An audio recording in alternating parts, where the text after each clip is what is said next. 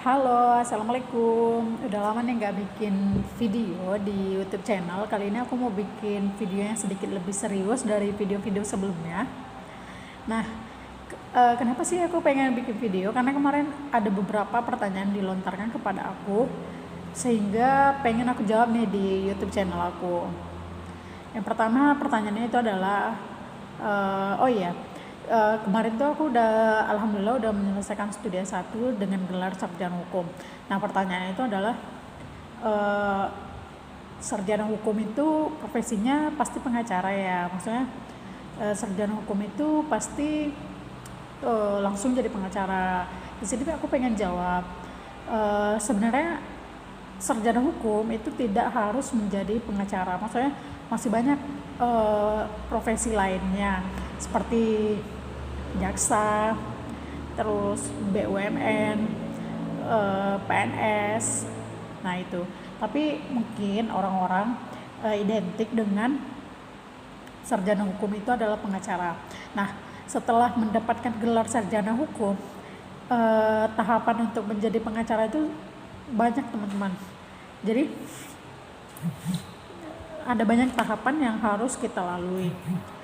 Tidak hanya mendapatkan ijazah terus langsung jadi pengacara, enggak semudah itu. Ada beberapa tahapan yang harus kita lalui. Nah, di sini aku udah catat beberapa poin. Nah, di sini menurut Undang-Undang Nomor 18 Tahun 2003 ada 9 poin untuk tahapan-tahapan menjadi pengacara. Maksudnya syarat menjadi pengacara yang pertama itu adalah kita warga negara Indonesia, ya kan? Terus bertempat tinggal di Indonesia. Terus tidak seorang PNS atau pejabat negara. Yang keempat, usianya minimal 25 tahun. Yang kelima, berijazah latar belakang pendidikan tinggi hukum. Yang keenam, lulus ujian profesi yang diadakan oleh organisasi advokat. Yang ketujuh, itu magang minimal 2 tahun di kantor advokat terus menerus. Yang kedelapan, magang minimal 2 tahun terus menerus di kantor advokat. Yang kedelapan, ini tidak pernah dipidana. Yang kesembilan, berperilaku jujur, adil dan berintegritas tinggi. Nah gitu syarat-syaratnya yang ada di pasal 2 Undang-Undang Nomor 18 Tahun 2003. Nah, gimana sih, apa sih ya kak, kak lagi pula, maksudnya gimana sih Bill, aku nih udah punya ijazah, gimana nih caranya biar aku bisa jadi pengacara gitu kan. Oke, yang pertama tadi udah dijelasin ya kan, berijazah latar belakang tinggi hukum. Nah kalau aku kan SHI juga bisa, pokoknya berlatar pendidikan tinggi hukum. Nah tadi kita udah punya ijazah. Terus apa lagi tahapan yang harus kita lalui, itu adalah pendidikan khusus profesi advokat, namanya PKPA, yang diadakan oleh organisasi advokat Pradi. Aku Pradinya Oto Hasibuan. Nah, lanjut, untuk biayanya itu adalah 5.300.000. Ini tergantung sih antara kerjasama Pradi dengan universitas yang ada di kota-kota. Kemarin aku ada di Pekanbaru dengan salah satu universitas yang ada di Pekanbaru dengan biaya 5.300.000. Materinya apa aja sih, dan kemarin gimana pelaksanaan PKPA. Nah, materinya itu adalah tentang kode etik advokat, terus argumentasi hukum, peradilan industrial, terus perdata, pidana, terus teknik wawancara dengan klien.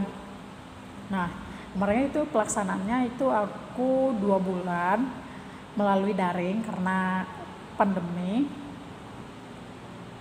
Tuh. Terus setelah PKPA kita habis ngapain. Nah setelah PKPA kita magang. Tadi aku bilang minimal 2 tahun terus menerus. ya kan, digarisbawahi minimal 2 tahun terus menerus. Karena tidak melulu misalnya kita bosan nih di kantor A, bisa di kantor B, atau pokoknya di garis bawahnya itu minimal 2 tahun terus menerus pada kantor advokat, tidak melulu di kantor tersebut, tapi lebih baik di kantor tersebut karena biar maksimal gitu kan. Tapi kalau misalnya ada kendala A dan B dan lainnya, pokoknya di garis bawahnya itu adalah minimal 2 tahun terus menerus. Lanjut, kita melaksanakan apa nih gitu kan. Lanjut, ujian profesi advokat. Nah, ujian profesi advokat ini itu materi-materi yang ada kita dapat di PKPA, ya kan, nanti akan diujiankan gitu. Sama nanti ada beberapa soal pilihan ganda sama esai. Nah, esainya itu biasanya diminta mengenai membuat surat kuasa sama surat gugatan, esai. Tapi biasanya lebih banyak poin yang esai ini. Pilihan gandanya itu ada materi-materi yang sebelumnya, misalnya seperti yang kita pelajari di PKPA ya, kayak kode etik, terus peradilan acara pidana, acara perdata, itulah yang ada di UPA. Nah, biayanya itu adalah 2.500.000. Lanjut, setelah UPA kita ngapain nih? Nah, setelah UPA kita sumpah di pengadilan tinggi. Biasanya setelah sumpah kayak ada sesuatu yang lega gitu ya, karena setelah melalui beberapa tahapan sebelumnya. Nah, sumpah ini nanti kita bakal menerima namanya kartu tanda anggota dan berita acara sumpah yang akan kita gunakan nanti ketika berpraktik di pengadilan. Tuh. Terima kasih teman-teman sudah menonton videoku. Maaf kalau ada salah-salah kata.